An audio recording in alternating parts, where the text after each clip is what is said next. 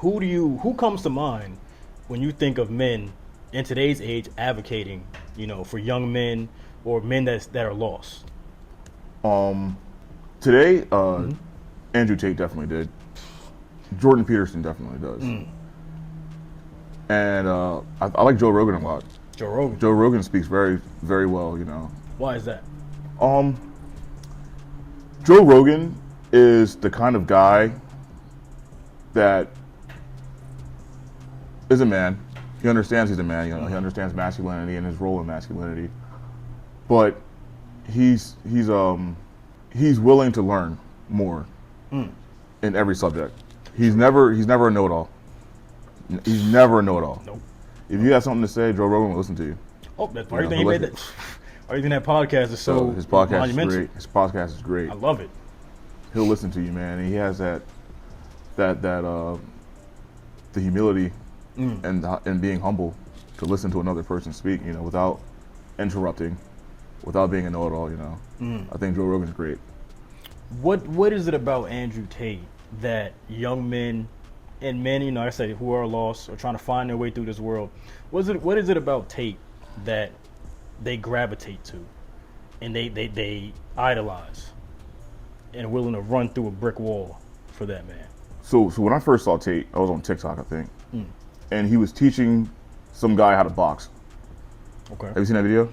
I don't think so. Oh, he's teaching someone how to box, and he's explaining it very well. Okay. I'm like, man, this guy's a pretty good teacher. Let's see what else he got. And then I'm scrolling, and he says, listen, mentally strong people, we'll be able to do this. A mentally strong person will be able to do 500 push-ups today before they go to sleep. So that's what I did. And he's like, mentally, there are weak people who are like, oh, I'm not even gonna try it. I'm gonna quit. And if you quit, that's the worst part because you're a quitter.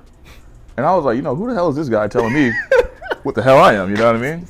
So I was like, fuck him. Not only am I going to do 500 push-ups, I'm going to do 500 push-ups, 100 sit-ups, 100 squats, and I'm going to go on a 6-mile hike all on the same day. And I did it. Yeah. The same day? In the same day. I did all that in the same day. And remember, Mike Allen hits me up. Yo, we about to slide downtown. You trying to come? I was like, I got 200 push-ups to do. Bro. I can't do it. You know what I mean? I like that. So I did it, and I was like, man, I feel great, And I'm scrolling TikTok more. I'm seeing him. Like, this guy's hilarious, This guy's funny. And that's when I first got him, because he was hilarious, bro. Okay. When he was like, I'm not giving that guy CPR. Hell no. Like, that was funny. That was funny to me. Oh man.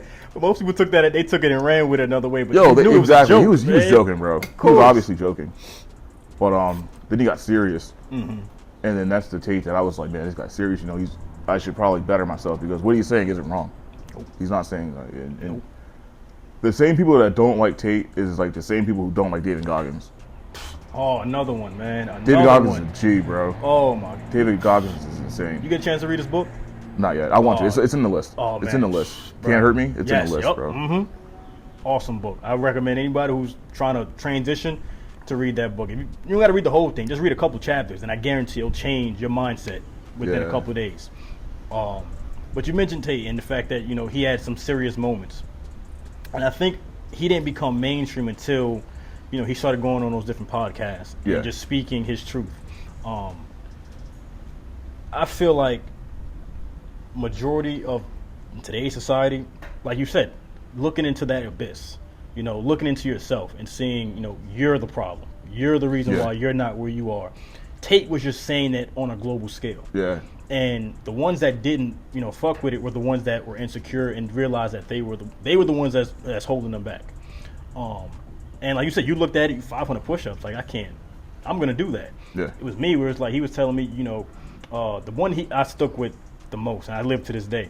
Everything, whether it's good or bad, is your fault. Absolutely. Everything. Absolutely. And I live by that every day, because when I was in my final month of graduation, I got my bike stolen, right? And I'm mad at the security guard. I'm mad at the person who stole it. I'm pissed. I'm like, well, look back. Why did it get stolen? All right. Well, I left the bike overnight, chained up, and I just left it. I went back. I'm like, well, that was me. I should never did that. If I would have had my bike. So just things like that where I look at him like, yeah, that was because of me. But that valedictorian, when I pushed through, persevered, that's also because of me. Yeah. And most people, they don't get that from tape.